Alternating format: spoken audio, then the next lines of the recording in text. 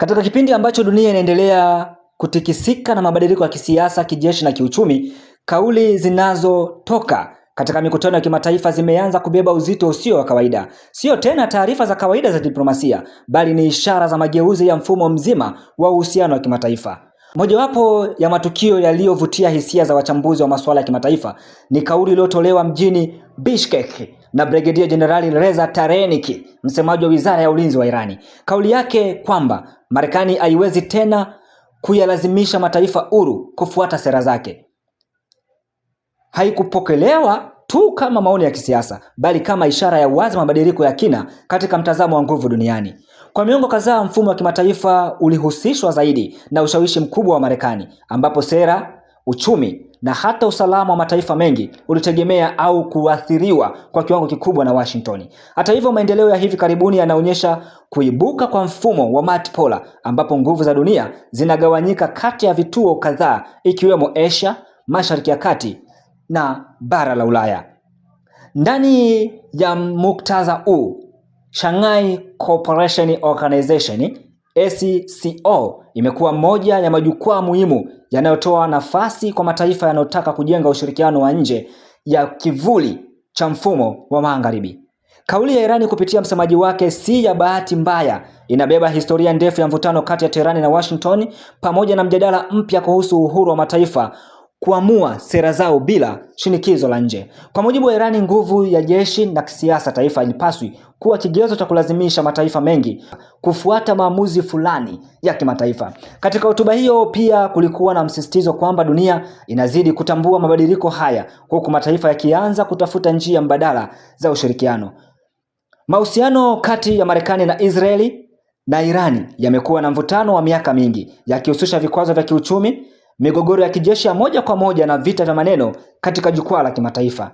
Matukio ya mwaka 2026 yaliyotajwa katika taarifa mbalimbali, ikiwemo mashambulizi na majibu ya kijeshi, yanaonyesha jinsi hali ilivyo tete katika eneo la Mashariki ya Kati. Hata hivyo, kwa wachambuzi, jambo la msingi zaidi si tu tukio lenyewe, bali ni mwelekeo unaojengwa. Kuongezeka kwa uwezekano wa mataifa kujibu changamoto za usalama kwa nguvu zao wenyewe badala ya kutegemea muundo wa kimataifa uliopo. Katika mazingira ya sasa, dhana ya strategic deterrence imechukua nafasi muhimu katika sera za kijeshi za mataifa mengi, ikiwemo Irani kupitia Islamic Revolutionary Guards Corps IRGC. Dhana hii inalenga kuzuia mashambulizi kabla hajatokea kwa kuonyesha uwezo mkubwa wa kujibu kwa nguvu ya kutosha. Hii inaibua maswali muhimu kwa wataalamu wa usalama.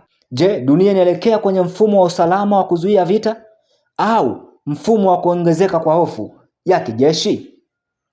Katika upande mwingine, Irani imeonyesha nia ya kushirikiana na mataifa ya SCO katika nyanja za kijeshi na kiusalama. Hii inaashiria uwezekano wa kuibuka kwa mitandao ya pamoja ya ulinzi, ubadilishanaji wa teknolojia za kijeshi, lakini pia ushirikiano wa kiintelijensia. Mabadiliko haya yanaweza kuleta usawa mpya wa nguvu, lakini pia yanaweza kuongeza mgawanyiko wa kimkakati duniani. Kwa ujumla, dunia ya sasa iko katika kipindi cha mpito ambacho bado hakijapata sura yake ya mwisho. Kauli kama ile ya Irani si matukio ya kawaida ya kisiasa, bali ni alama za mabadiliko makubwa yanayoendelea chini ya uso wa diplomasia ya kimataifa.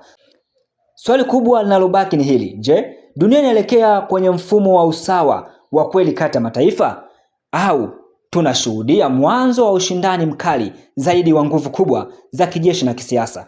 Majibu ya maswali haya yanategemea si tu maneno, bali matendo yatakayofuata katika miaka ijayo. Katika hatua nyingine, taarifa nzito yenye kuamsha mjadala mkubwa wa kijeshi na kidiplomasia duniani, jeshi la anga la Irani limethibitisha kufanya mashambulizi ya anga dhidi ya vituo vya kijeshi vya Marekani na washirika wake katika maeneo kadhaa ya Mashariki ya Kati mwanzoni mwa mzozo ulioripotiwa kuanza Februari 28.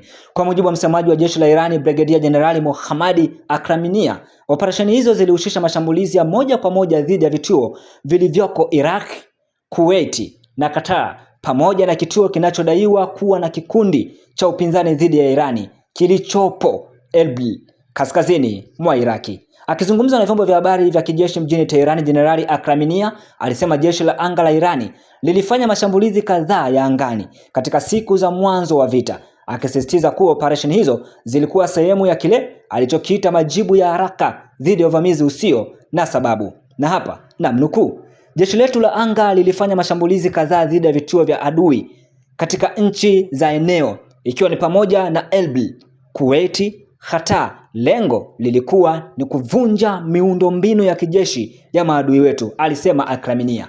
Kwa mujibu wake, operesheni moja iliyovutia zaidi ilihusisha ndege za kivita aina ya F-5 ambazo zilifanikiwa kupenya mifumo ya anga na ya ulinzi wa anga iliyodaiwa kuwa ya Marekani. Na hapa namnukuu, operesheni hiyo ilifanikiwa kupenya tabaka mbalimbali za ulinzi zilizowekwa na Wamarekani na kulenga moja kwa moja kituo chao cha kijeshi, aliongeza kamanda huyo.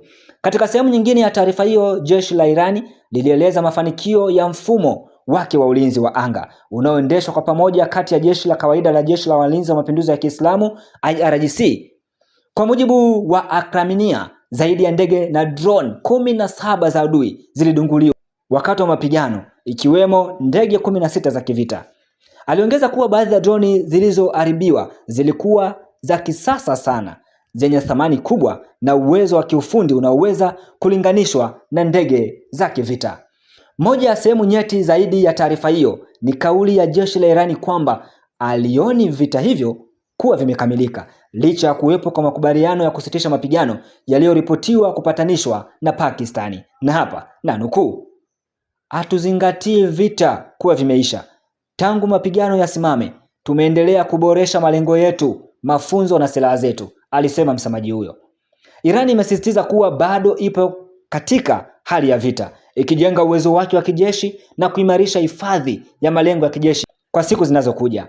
Katika ujumbe uliosikika kama onyo kali kwa wapinzani wake, jeshi la Irani lilisema kuwa endapo kutatokea shambulio jipya, majibu yatakuwa makali zaidi kuliko awali.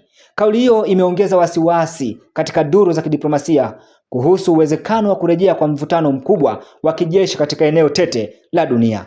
Taarifa hiyo pia ilieleza ongezeko la ushirikiano ya jeshi la kawaida la Irani na jeshi la wanamaji wa mapinduzi ya Kiislamu IRGC, hasa katika eneo la mkondo wa Hormuz, mojawapo ya maeneo muhimu zaidi ya usafirishaji wa mafuta duniani.